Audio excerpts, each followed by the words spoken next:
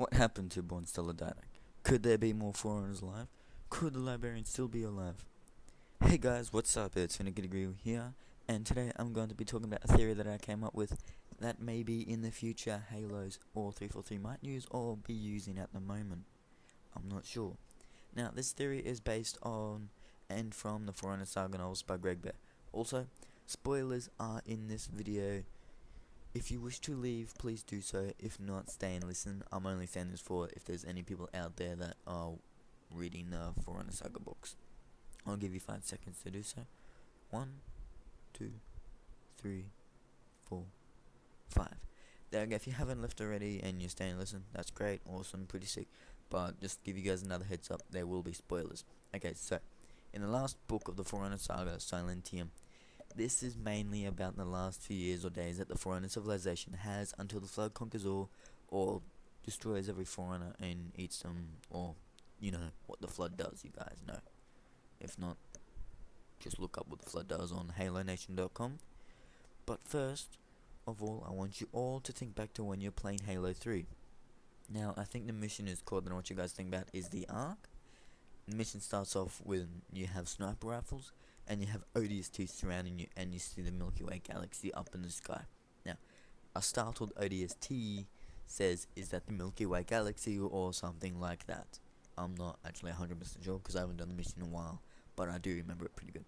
So, the Ark is outside of the Milky Way galaxy. I want you all to keep that in mind, please.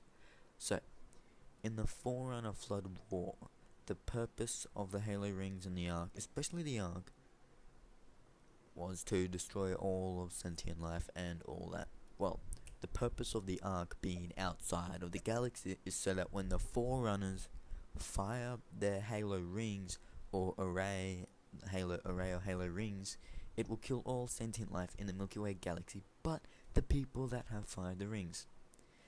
And then, once that has happened and all the Flood is starved to death or killed, whatever you want to call it, dead, they can then return to the Milky Way galaxy and replant all the seeds of civilization that was in the Milky Way galaxy. So I'm talking about humans, grunts, jackals, hunters, elites, drones, brutes, redo all that stuff.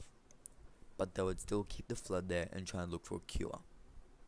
So far in the Halo series, we have been led to believe that all the Forerunners died. Well, at the moment, the Halo 4, we found out that there's one Forerunner still alive, the Didact, and there's also one that's like an AI called the Librarian. Now, the Librarian could maybe still be alive, but then I'm thinking maybe not at the same time, because you never know. But yeah, at the moment, the Librarian is an AI on Requiem, or she could probably be throughout other Forerunner artifacts or shield worlds, maybe even on a Forerunner spaceship of some kind. Heck, maybe even the Ark. Now, the question that I had at the beginning, where I mentioned Born Stellar Didact, he was the one who fired the Halo array. Yeah, he was one that did it. So another Didact could still be alive, because you got the Didact that we meet in Halo 4 that was in a cryptum and survived the Halo array. Now, because of the because of the Ark being outside of the Forerunner galaxy, then the Didact, the Born Stellar Didact, or the ISO Didact that was the one who fired the Halo rings, would still be alive to the day, maybe, and could maybe see the humans, see the Chief in the future Halos, I don't know. But yeah, he survived the blast of the Halos, basically. He did not die. In reality, if you take the Didact out of perspective, the Born Stellar or ISO Didact was the last remaining Forerunner. Now, I am not 100% sure if he decided to die like naturally or commit suicide or went into a crypton like what the Didact was forced into by the Librarian, to think about what he's done wrong and to think of other ways to help the humans in the mantle such as such. I'm not 100% sure about that, but sounds legit for the moment. But yeah, so maybe there could be more Forerunners alive, like in the so-called mining world, that, or Epius as I'm just gonna call it, like Prophets Awaken did in his theory, Epius. I don't know, maybe it is a rundown world, or it could be a big planet, and as the core, it's got all the Forerunner DNA catalogued and everything ready for them to be redone.